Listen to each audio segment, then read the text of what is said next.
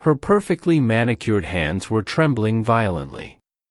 "How much?" she whispered, her voice cracking entirely. "How much will it cost to make you stay?" I survived 2 years in Isabelle Sterling's world by mastering a very specific skill. I knew how to be invisible. Our marriage was a flawless, multi-million-dollar transaction. She required a stable public image to appease her board of directors. I required the funds to keep my family from bankruptcy. The rules were simple.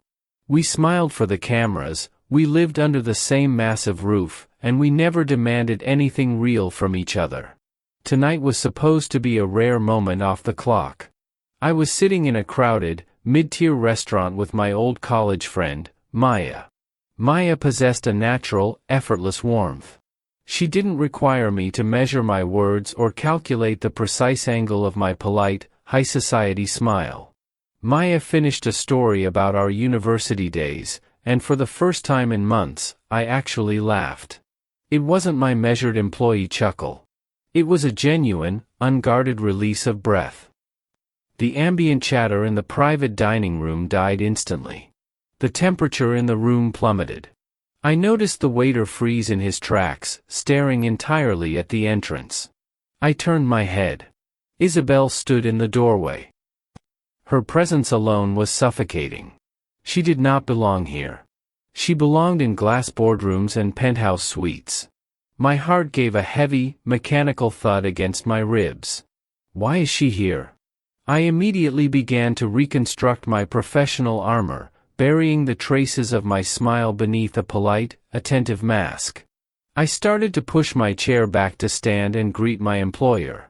At that exact moment, completely unaware of the sudden atmospheric pressure, Maya turned toward me. "Your tie is a mess, Leo," Maya said lightly. Before I could lean away, Maya reached out. Her fingers casually adjusted the crooked knot of my necktie. It was a perfectly innocent gesture between old friends. It took less than 2 seconds. The silence in the room stretched until it felt like a physical weight pressing against my throat. I looked past Maya's shoulder, straight into Isabelle's eyes. Isabelle's expression had not changed. Her beautiful, aristocratic face remained perfectly smooth. But her dark eyes were fixed entirely on the space where Maya's hand touched my chest. The driver standing 2 steps behind her nervously lowered his gaze, not daring to breathe. I finally found my voice, keeping my tone perfectly even and respectful. "Isabelle. I didn't expect you." Isabelle slowly shifted her gaze from my tie up to my eyes. She did not yell. People of her status never needed volume to inflict damage. "Looks like I interrupted something."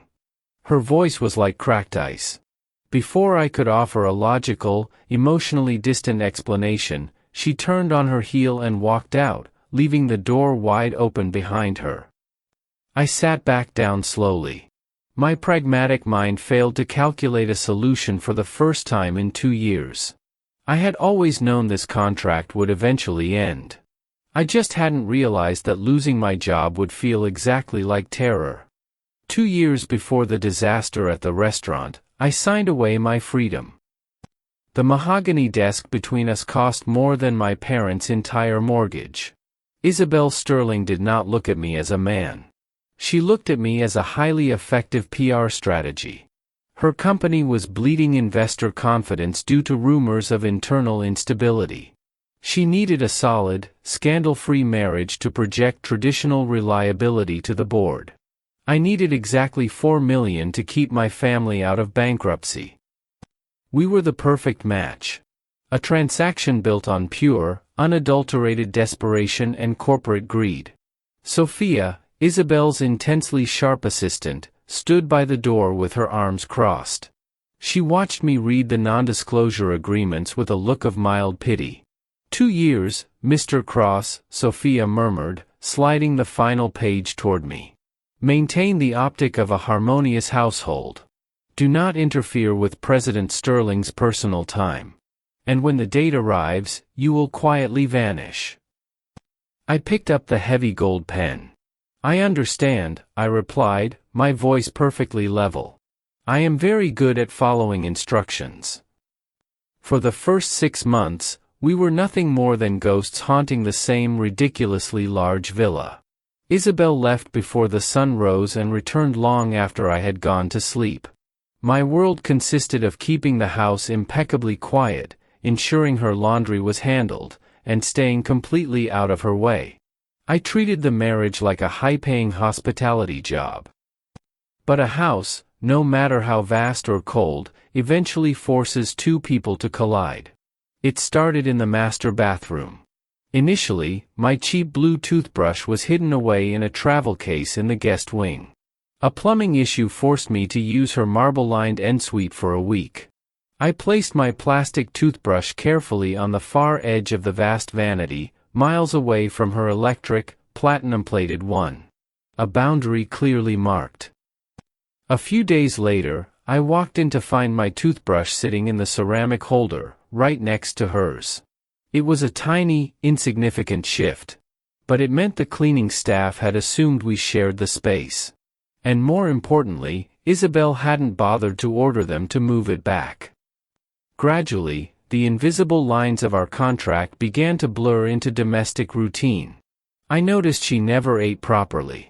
Her fridge was a barren wasteland of expensive mineral water and expired artisan cheese. So, I started cooking.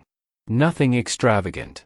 Just simple, warm meals left in insulated containers on the marble island, timed perfectly for whenever her driver pulled into the gates. I would be in my room, reading, when I heard the faint clinking of silverware downstairs at 2 in the morning. We never spoke about it. She never thanked me, and I never asked if she liked the food. It was safer that way. Acknowledge nothing, expect nothing. Then came the night of the annual Sterling Group audit. I knew Julian had spent the entire week cornering Isabelle in board meetings, using his father's shares to humiliate her and block her expansion proposals. When the front door finally opened at midnight, the silence that followed was heavier than usual. I stepped out of my room and looked down from the second-floor landing. Isabelle stood in the grand foyer. She had kicked off her designer heels. Her tailored blazer was crumpled in one hand. For the first time since I met her, her spine was not perfectly straight. She looked incredibly small, leaning her forehead against the cold wood of the front door, her eyes squeezed shut. She did not know I was watching. She was completely unguarded, stripped of her corporate armor, suffocating under the weight of an empire. I walked quietly down the stairs. I didn't offer a shoulder to cry on. I didn't ask her how she felt. Men in my position do not cross those lines. Instead, I walked past her into the kitchen. I turned on the stove. I plated a warm portion of roasted chicken and vegetables. I poured a glass of the red wine she preferred when she was stressed, not the one she drank for show. Then, I walked down the hall to the primary bathroom and turned the heavy brass handles, drawing a hot bath. When I returned to the foyer, she was standing exactly where I left her, staring blankly at the wall. "The water is ready," I said smoothly, my tone strictly professional. "Dinner is on the table. It won't get cold." Isabelle slowly turned her head. Her dark, exhausted eyes searched my face. She looked at the steam drifting faintly from the hallway, and then at the warm plate sitting under the soft glow of the kitchen lights. She parted her lips as if to say something, but no words came out. The tension in her shoulders suddenly uncoiled. She didn't thank me. She just walked toward the dining room, her steps marginally lighter than they had been when she walked through the door. I went back upstairs, satisfied that I had performed my duties well. I thought I was just being a highly efficient employee. I didn't realize that by fixing the coldness of her house, I had accidentally made myself the only warm thing in her entire life. The problem with a meticulously clean, multi-million-dollar house is that any trace of ordinary life looks like a stain. I was standing in the grand foyer, holding a cardboard box sealed with cheap packing tape. Maya had dropped it off 10 minutes earlier. She was clearing out her old apartment and found a forgotten crate of our university belongings. I intended to move the box to the guest wing before Isabelle returned. I was 30 seconds too late. The heavy oak doors swung open. Isabelle stood in the entryway, flanked by her assistant, Sophia. The air around them smelled of cold rain and expensive leather. Isabelle's dark eyes immediately fell on the battered cardboard box resting on the imported marble floor. I instinctively stepped back, putting a polite distance between us.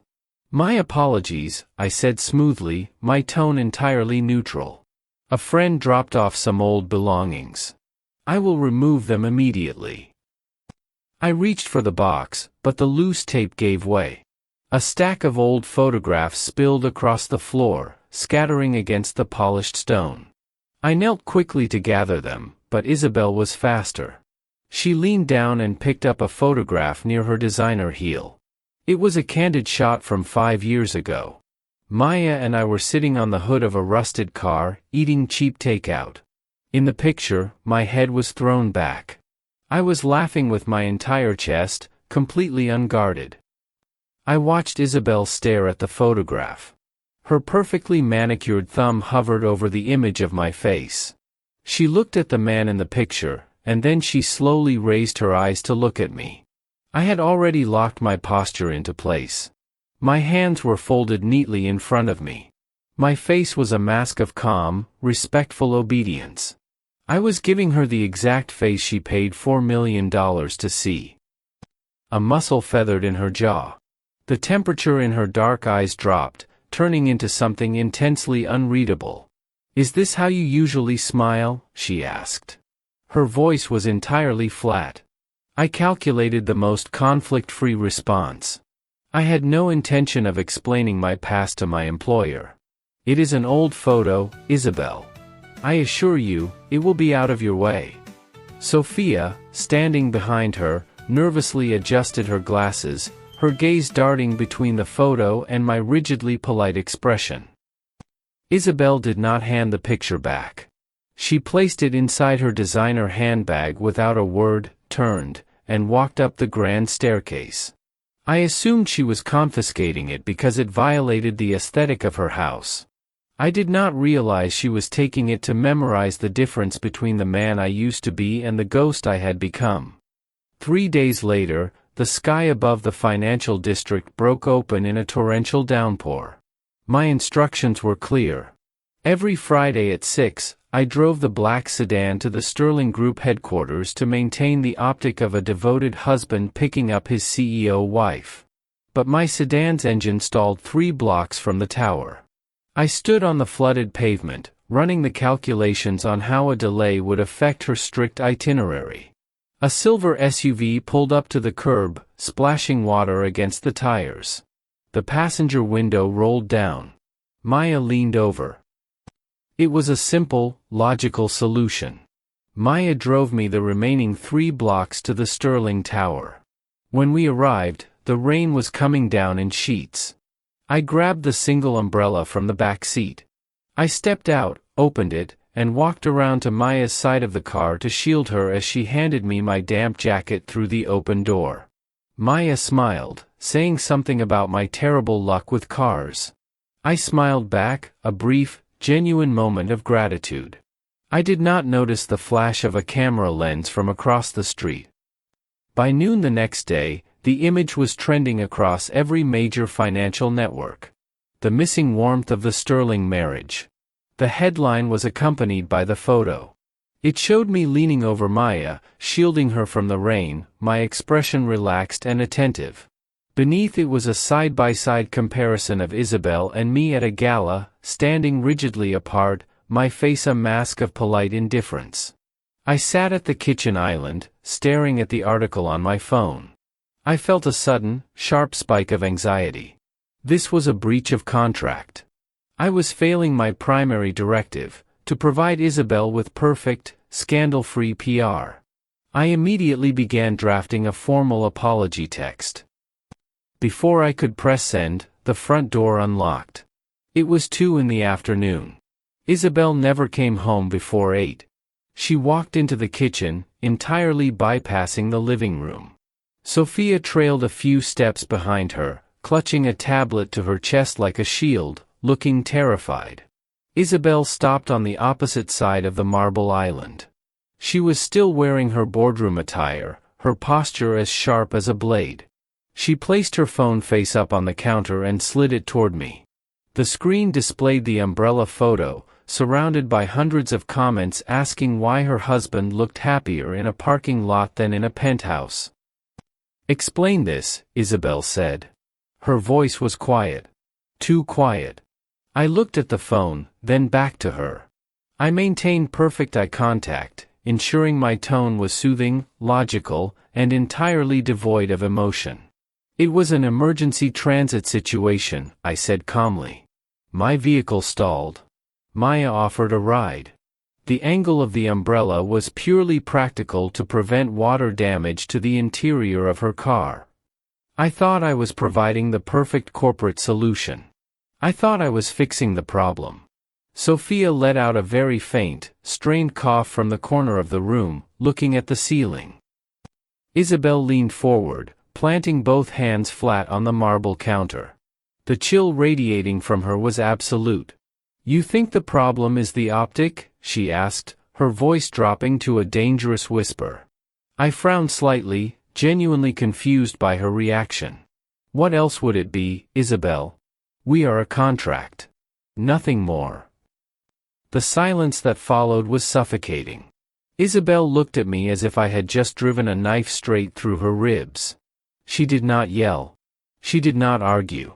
She simply turned off her phone, sliding it back into her pocket with a terrifying, mechanical precision. "Of course," she said softly, her eyes entirely hollow. "Nothing more." She walked out of the kitchen, leaving the air freezing in her wake. I spent the next 48 hours correcting my mistake. My logic was entirely sound. The umbrella photo had damaged her company's public image. I had allowed the boundaries of our transaction to become unacceptably loose. I was an employee. And a good employee does not make his employer uncomfortable in her own home. I immediately reinstated the strict protocol from our first 6 months of marriage. I stopped leaving warm dinners on the marble island. I made sure all the lights on the first floor were turned off before her driver pulled into the gates. The vast estate instantly reverted to its natural state. A beautifully decorated, freezing tomb. By the end of the week, the silence in the house had become absolute. I was reading a script in the downstairs library when the heavy oak doors swung open. Isabelle walked in. Sophia was exactly 2 steps behind her, clutching a leather binder. Isabelle did not sit down. She stood by the fireplace, her designer coat draped over her shoulders like armor. "You will accompany me to the Sterling Group executive dinner tomorrow night," Isabelle said. It was not a request. It was a mandate. I closed my script slowly. This was highly irregular.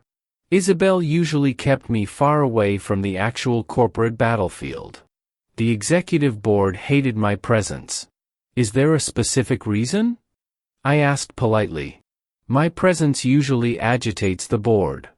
Isabelle's eyes remained completely cold, though a muscle feathered in her jaw. "The board requires an optic of stability," she said smoothly. "Given the recent rumors regarding your extracurricular activities in the rain, a public display is contractually required." Sophia stood in the corner of the room, looking at the floor. She bit the inside of her lip. Sophia knew exactly what this was. It had absolutely nothing to do with corporate optics. Isabelle could not stand the coldness of the house anymore. She was dragging me into a viper's nest just to have a reason to stand next to me. But I was not trained to read between the lines of a billionaire's emotional panic. I was trained to look at the ink on the paper. I gave a short, agreeable nod. "Understood," I said quietly, adopting the perfect tone of a compliant subordinate. "I will prepare the appropriate formal wear. Thank you for the advance notice, President Sterling." The library went dead silent. Calling her by her corporate title in our own home was the ultimate verbal boundary. Isabelle's perfectly neutral expression cracked for a fraction of a second. Her fingers curled tightly into the fabric of her coat. She turned away sharply, her heels striking the floor like hammer blows as she walked out. I picked my script back up, entirely unaware that I had just signed up to walk into a slaughterhouse. The private dining room smelled of aged scotch and predatory ambition. I sat at the far end of the long mahogany table, wearing a bespoke suit entirely paid for by my employer. I was not there to eat. I was there to be a visual aid. Across from me sat Julian Cross. He was a major shareholder, a man born into vast wealth who viewed anyone outside his tax bracket as a biological mistake. Julian set his crystal glass down against the polished wood. "I must admit, Isabelle, your dedication to charity is commendable," Julian said, his voice dripping with elegant condescension. He did not look at her. He looked directly at me. "Most executives would simply donate to a shelter," Julian continued smoothly. "You actually brought a temporary parasite into your own home to elevate his social standing." The silence that fell over the table was absolute. Sophia, standing by the coat check in the corner, stopped breathing.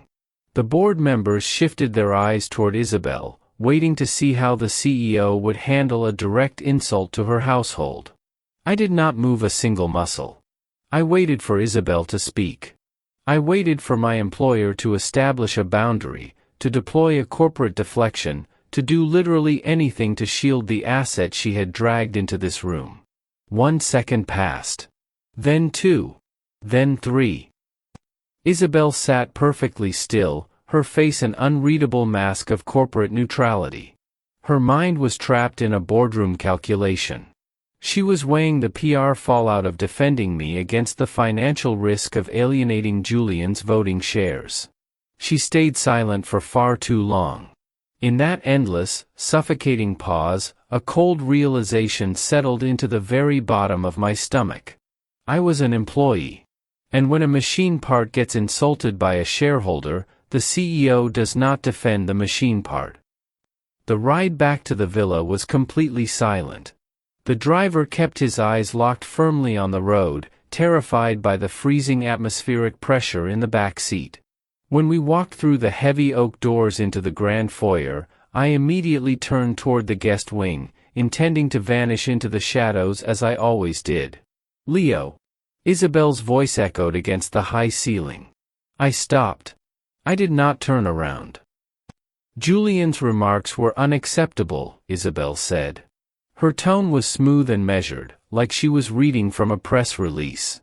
"I will ensure his voting power is restricted at the next quarter," she continued.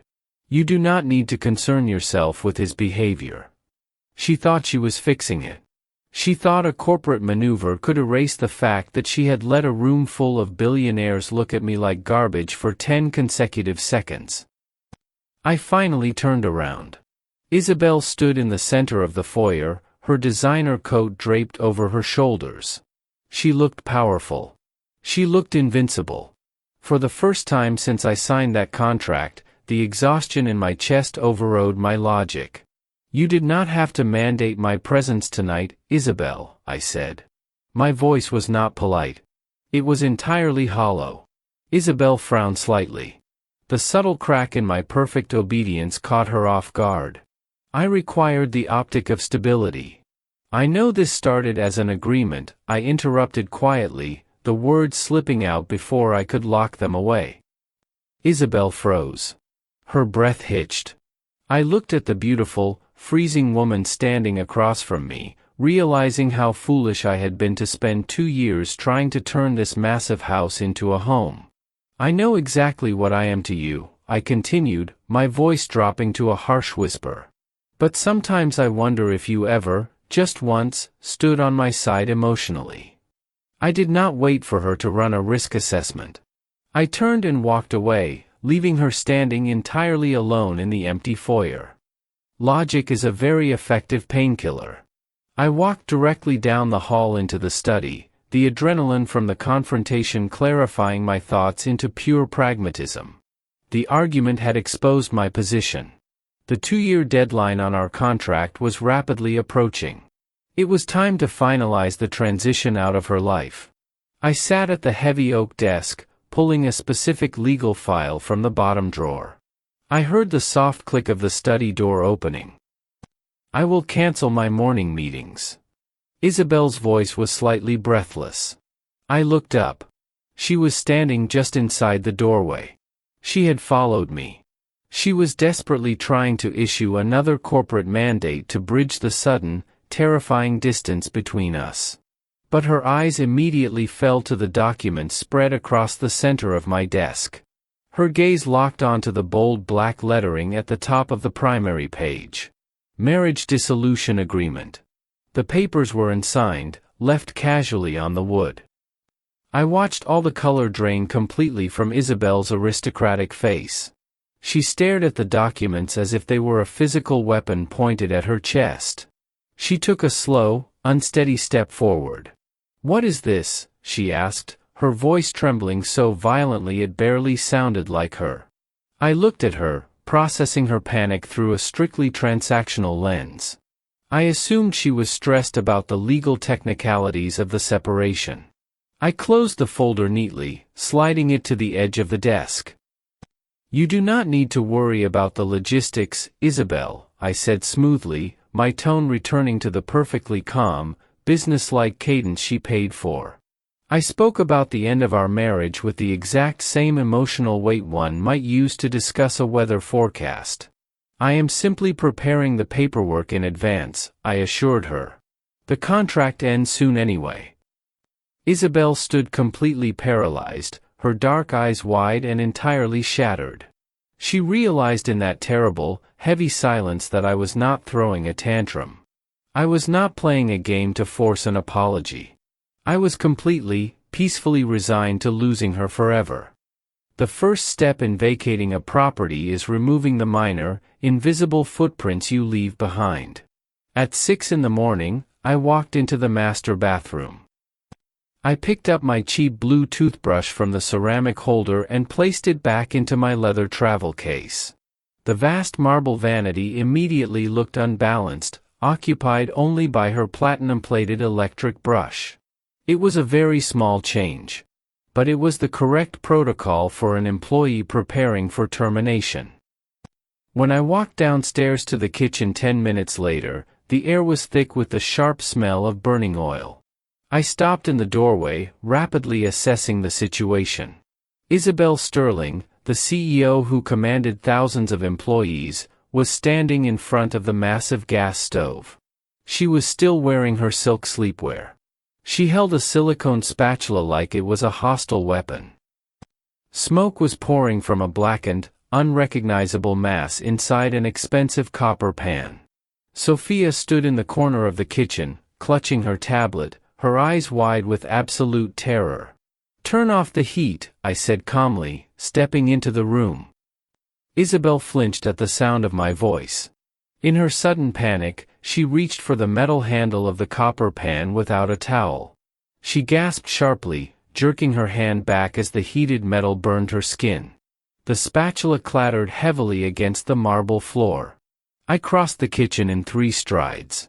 I turned the heavy dial to kill the flame, then took her wrist, pulling her gently but firmly toward the sink. I turned on the cold water, holding her slender hand beneath the stream. Isabelle was breathing rapidly. She did not look at the ruined breakfast. She was staring up at my face. Her dark eyes were wide, swirling with an intense, fragile desperation that I had never seen before. I calculated the reason for this highly irregular behavior. The logic was entirely obvious. She felt guilty about the argument last night. She knew the contract was ending, and she was trying to perform a gesture of kindness to ensure a smooth, scandal-free divorce. She was trying to manage my exit gracefully. I turned off the tap and reached for a clean towel. I patted her skin dry with precise, impersonal efficiency, then retrieved the first aid kit from the pantry. "You do not need to do this, Isabelle," I said smoothly, applying a cool layer of burn ointment to her reddened skin. "I wanted to," she whispered. Her voice was incredibly tight. I shook my head, keeping my eyes on my task to maintain professional boundaries. The gesture is unnecessary, I assured her, wrapping a crisp white bandage around her palm. I understand you feel responsible after the incident with Julian. But I require no compensation. I tied off the bandage and finally looked up, meeting her eyes with a polite, reassuring smile. I have already signed the property waivers. I will not take a single cent from the Sterling Group when I leave. The fragile, desperate warmth in Isabelle's eyes shattered instantly.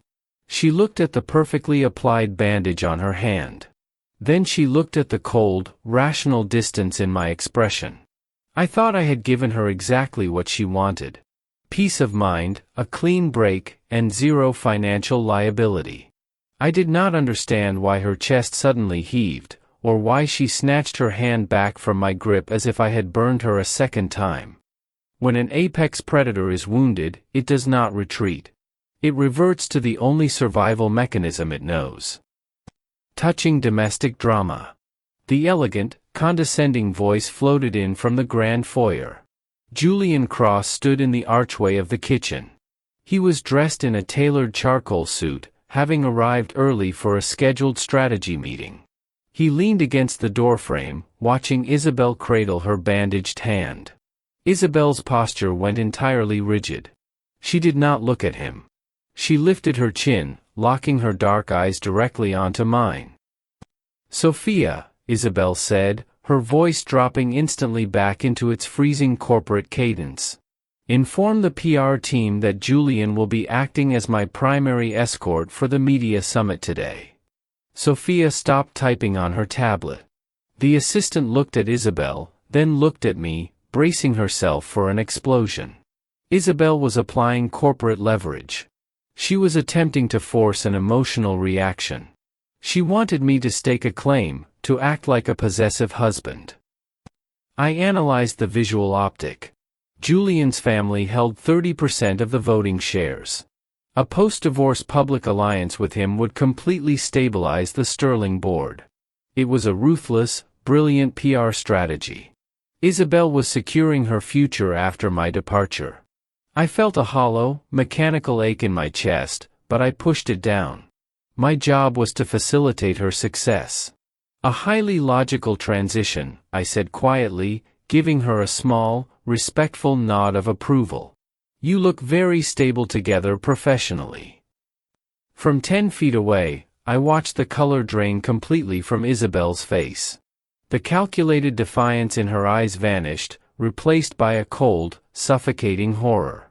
She realized I truly believed I had no right to be jealous. I had accepted my obsolescence completely.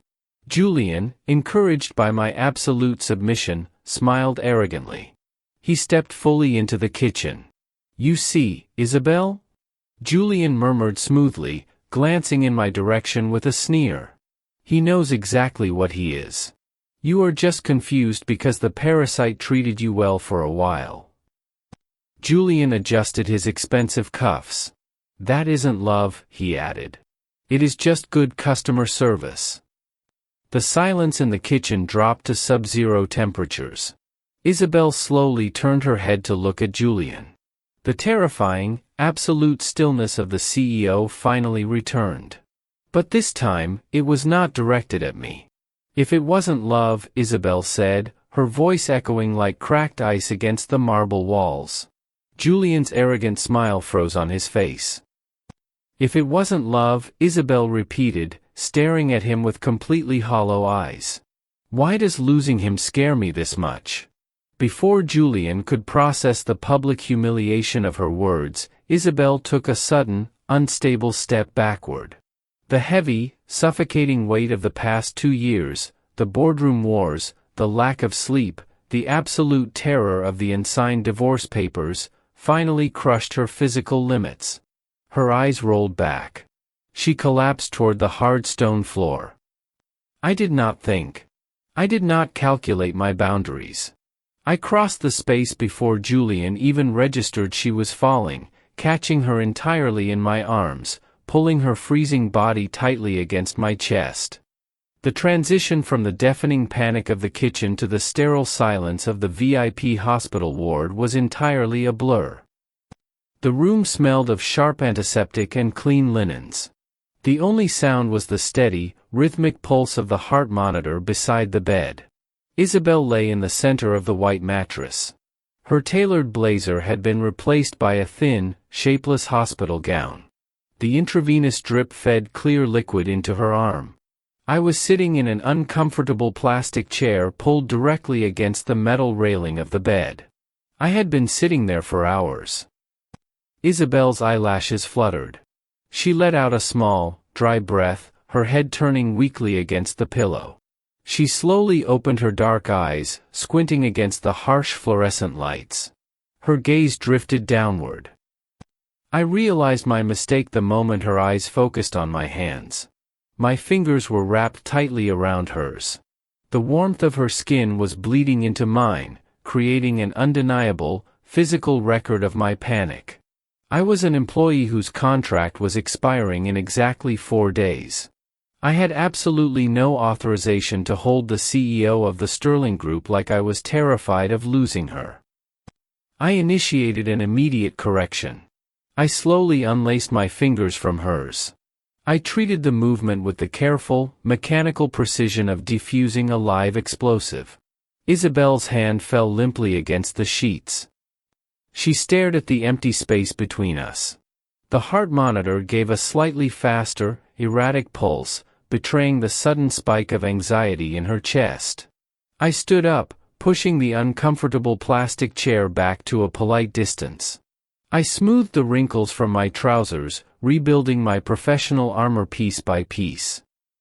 "You experienced a stress-induced syncope," I said smoothly, keeping my voice entirely level and devoid of warmth. "The medical staff expects a full recovery. I have already instructed Sophia to clear your schedule." Isabelle did not look at the 4 in her arm. She did not ask about the company. She looked up at me. Her expression was entirely stripped of its usual arrogant certainty. Before she could form a response, the heavy door to the VIP suite swung open. Maya walked in. She was carrying a cheap, colorful basket of fruit that aggressively violated the minimalist aesthetic of the multi-million-dollar ward. Maya took one look at the suffocating tension in the room and set the basket down on the steel counter. "Leo," Maya said practically, pointing toward the hallway. "Go find some edible coffee. Give us 10 minutes." I gave a brief, compliant nod. It was the perfect excuse to escape an emotional minefield I was no longer equipped to navigate.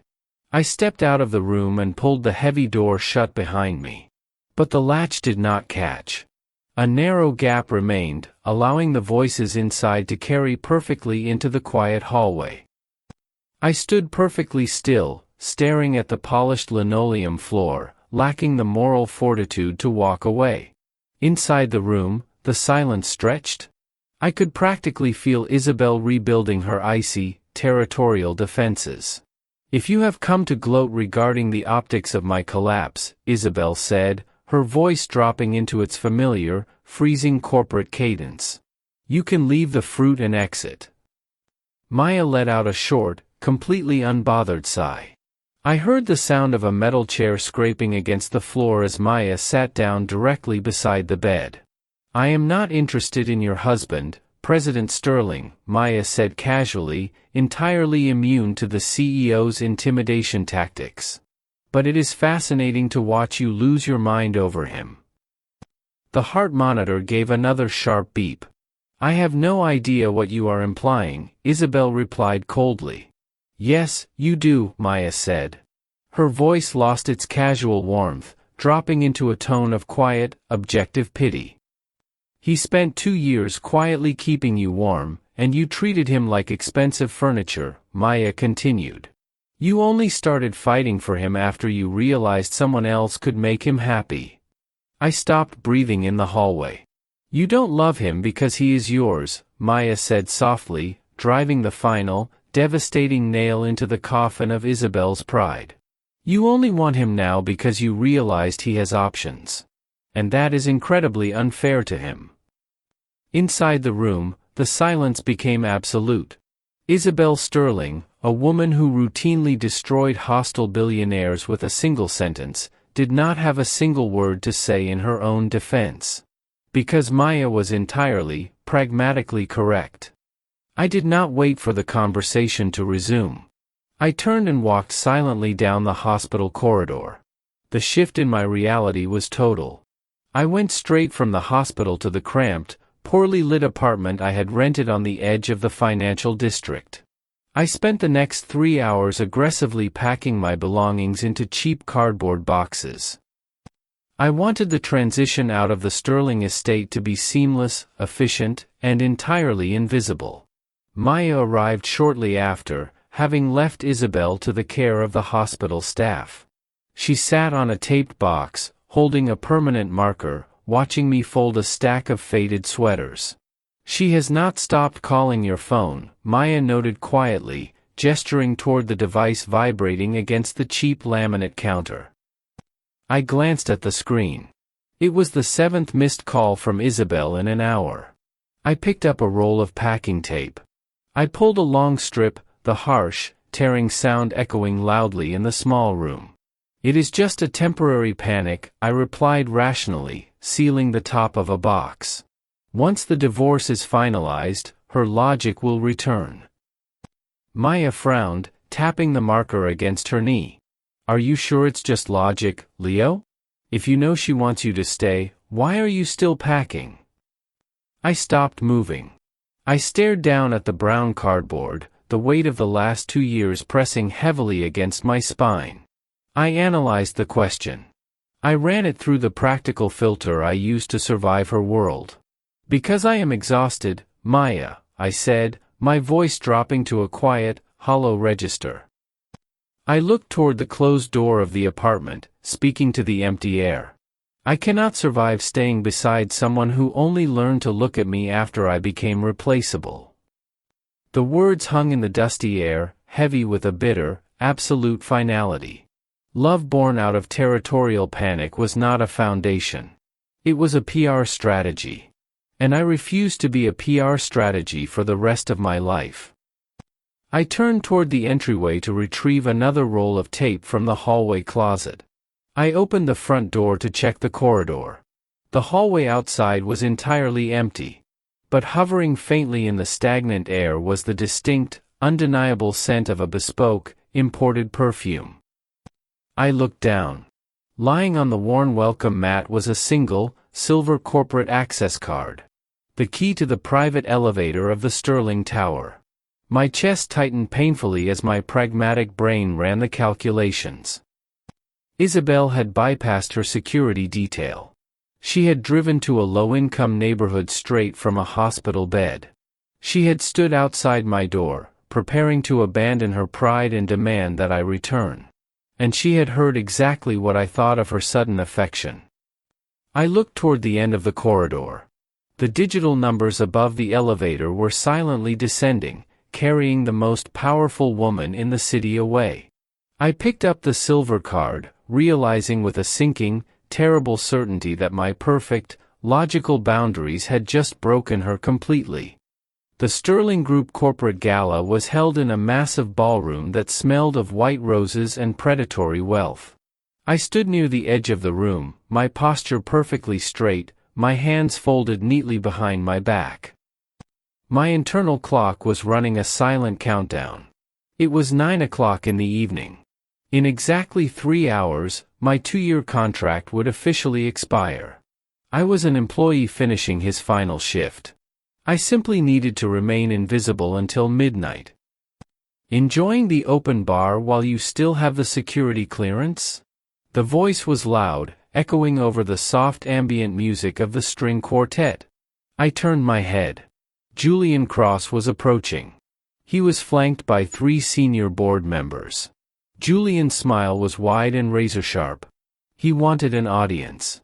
He wanted to ensure my exit was as humiliating as possible. "I heard the moving boxes arrived at the estate," Julian said smoothly, stepping directly into my personal space. "It must be terrifying, returning to your miserable little tax bracket." I did not react. I calculated the optimal angle to step away without causing a scene. The soon-to-be ex-husband of Isabelle Sterling, Julian continued, projecting his voice for the board members to hear. A temporary parasite who finally outlived his usefulness. The three executives chuckled softly. I kept my face completely neutral. I opened my mouth to deliver a polite, emotionally vacant diffusion. I never got the chance. A sharp, terrifying drop in the room's temperature signaled her arrival before I even saw her. Isabelle stepped directly into the circle. She did not stand beside me. She stepped entirely in front of me, placing her body between my chest and Julian's arrogance. She wore a dark silk gown that absorbed the light of the massive crystal chandeliers.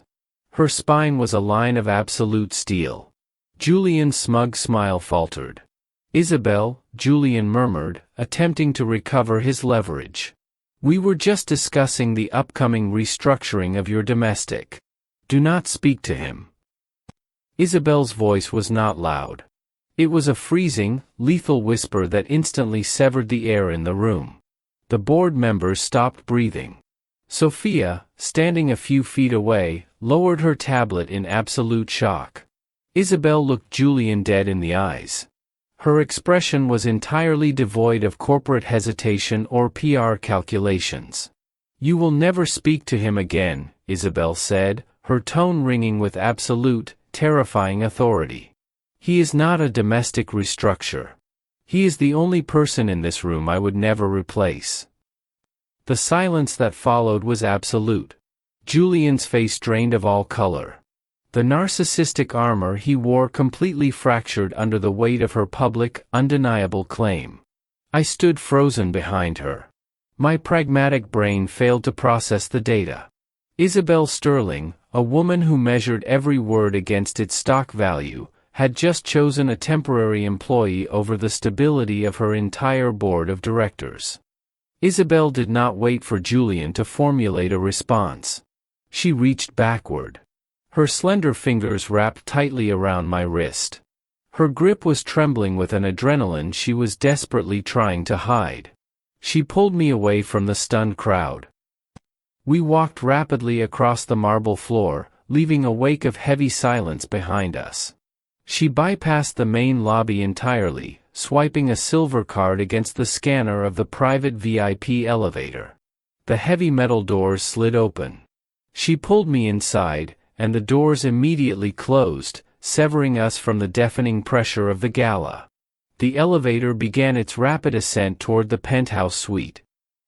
The small, mirrored box was completely silent. The only sound was the soft hum of the cables and the ragged, uneven rhythm of Isabelle's breathing. She did not let go of my wrist. Her skin was incredibly cold. I stared at the back of her head, my mind running through 1,000 logical explanations for her behavior, and discarding every single one. She had just destroyed her own safety protocols. The elevator chimed. The doors opened directly into the private penthouse. My 3 cardboard boxes were stacked neatly by the front door, prepared by the staff for my midnight departure. Isabelle saw the boxes.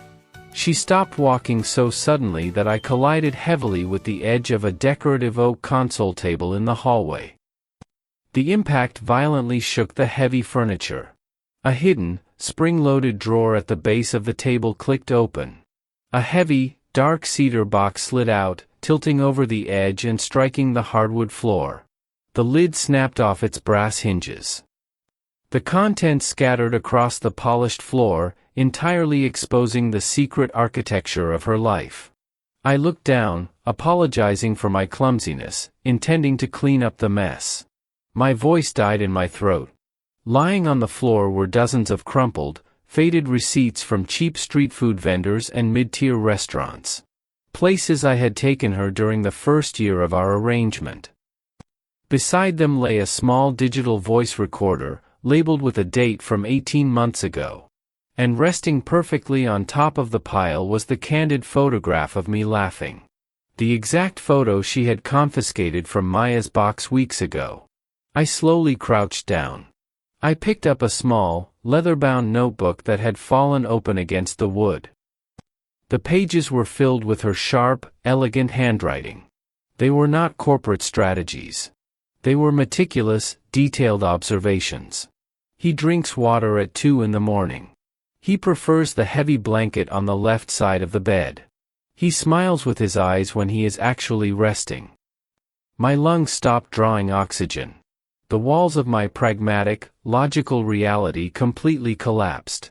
She did not suddenly become territorial because Maya threatened her pride. She had been quietly, desperately building her entire emotional existence around my habits for nearly 2 years. She was just too terrified of my polite distance to ever say a word. I was never alone in this marriage. I stood up slowly, holding the notebook in my hands. Isabelle was standing against the far wall of the penthouse. Her corporate armor was completely gone. Her dark eyes were wide, filled with tears she refused to let fall. She looked incredibly small, entirely stripped of her leverage and her power. She looked at the packed boxes by the door, and then she looked at me. "Please," she whispered. Her voice broke completely. "Please do not take those boxes." I stared at her, the heavy weight of the past 2 years crashing into my chest. I needed a boundary. I needed to understand the legal parameters of this entirely new reality. "Isabelle," I said, my voice thick and entirely unstable.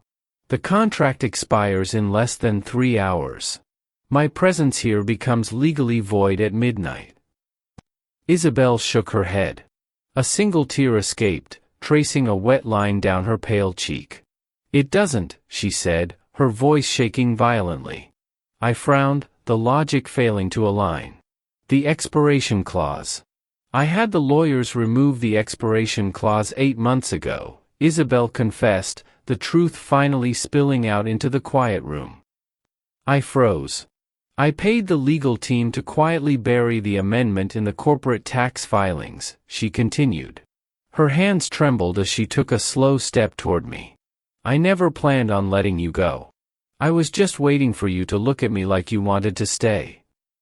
The absolute finality of her words shattered the last remaining wall in my mind. The contract was dead. It had been dead for months. I looked at the beautiful, terrifying woman who had rewritten corporate law just to keep me in her house. I dropped the leather notebook onto the floor. I crossed the remaining space between us in 2 strides. I did not ask for permission. I did not calculate the optics. I wrapped my hands around her waist and pulled her flush against my chest, crashing my mouth down onto hers. Isabelle gasped against my lips, her arms immediately flying up to anchor tightly around my neck. The scent of her perfume and the frantic, undeniable racing of her heart filled the empty space. My perfectly constructed boundaries dissolved completely, finally turning the freezing penthouse into a home. It took exactly 6 months for the multi-million-dollar sterling estate to finally look like people actually lived inside it. The heavy, suffocating silence that used to govern the vast hallways was entirely gone. It had been replaced by the quiet, ordinary sounds of existence. The hum of the coffee machine. The rustle of morning newspapers. The soft click of my ceramic mug resting against the marble island. I stood in the kitchen, leaning against the counter. Isabelle was sitting on the opposite side of the island. She was not wearing her bespoke corporate armor. She wore a soft, oversized gray sweater that was definitely mine, the sleeves pushed up to her elbows. She was reviewing a quarterly financial projection on her tablet, her dark hair falling loosely over her shoulder. I watched her for a long moment, my pragmatic mind still occasionally failing to process the reality of the transition. She was no longer my employer. She was simply my wife. I picked up my own tablet to review the daily press briefings. It was a habit left over from my days of managing her PR optics. I scrolled past the global market updates and tapped into the entertainment and society column. A massive, bold headline instantly dominated the screen. President Sterling refuses to let husband attend events alone. I stopped breathing for a fraction of a second. I ran a quick risk assessment, assuming Julian Cross or another rival had leaked something damaging. But as I scrolled down, my logic completely stalled. Below the headline was a grainy, zoomed-in photograph taken at a charity gala 3 nights ago. I was in the foreground of the image, politely holding a glass of champagne, looking entirely neutral. Standing exactly 5 inches to my right was the daughter of a real estate tycoon. She was leaning in, smiling widely, her hand reaching out to touch the lapel of my suit jacket. But the focus of the article was not the other woman. It was the background of the photograph. Isabelle was standing 10 feet away, partially obscured by a floral arrangement. Her dark eyes were locked onto the tycoon's daughter. Her expression was absolute, terrifying murder. It was the exact, lethal glare she usually reserved for destroying hostile hedge funds, directed entirely at a 22-year-old socialite who stood slightly too close to her husband. The caption beneath the photo read, "The Ice Queen fiercely guards her territory." A sudden, sharp sound broke the quiet atmosphere of the kitchen. I was laughing. It was not a measured, polite chuckle. It was a genuine, chest-deep laugh that echoed off the high ceilings. Isabelle immediately looked up from her financial data. Her eyebrows drew together in a defensive line. The sudden sound of my amusement clearly disturbed her highly regulated environment. "What is so entertaining about the global markets this morning?" she asked, her tone attempting to project cool authority. I did not answer. I simply slid my tablet across the smooth marble, rotating the screen so it faced her directly. Isabelle looked down at the glowing screen. I watched her eyes scan the massive headline. I watched her perfectly smooth, aristocratic face process the grainy photograph of her own territorial panic. A very slow, highly uncharacteristic flush of dark red crept up the back of her neck. She stared at the image for 5 full seconds. "The angle is heavily manipulated," Isabelle stated smoothly, her voice dropping into its freezing, corporate cadence. "The lighting makes my expression look entirely disproportionate to the situation." Sophia, her assistant, was walking into the kitchen to deliver a stack of physical contracts. Sophia glanced at the tablet screen, read the headline, and immediately turned around, walking briskly back toward the foyer to save her own life. I smiled. The days of me backing away from her icy defenses were permanently over. "Of course," I replied casually, walking around the edge of the marble island. "It was simply bad lighting." "It had nothing to do with the fact that you interrupted 3 of my conversations that night," I added. Isabelle's jaw tightened. She reached out to turn off the tablet, attempting to destroy the evidence. "Stop reading nonsense online," she muttered, staring very hard at her coffee mug. "It is a waste of your cognitive resources." I stopped directly beside her chair.